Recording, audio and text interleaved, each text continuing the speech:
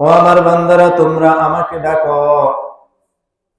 উদউনি আস্তাজিব লাকুম। আল্লাহ রাব্বুল আলামিন আয়াতে বলেন যে তোমরা আমাকে ডাকো, আমি তোমাদের ডাকে সাড়া দেওয়ার জন্য প্রস্তুত।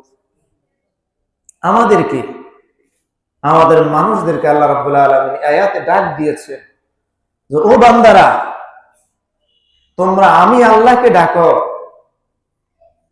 আমি তোমাদের ডাকে সাড়া দেওয়ার জন্য প্রস্তুত আছি।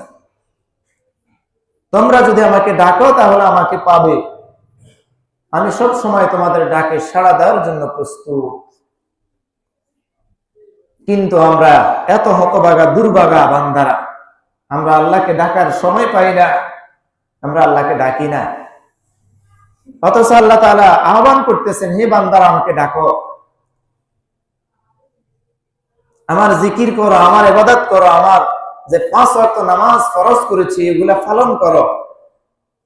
যখনই তুমি আমার স্মরণ করবে, আমি তখনই তোমার ডাকে সাড়া দেওয়ার জন্য প্রস্তুত।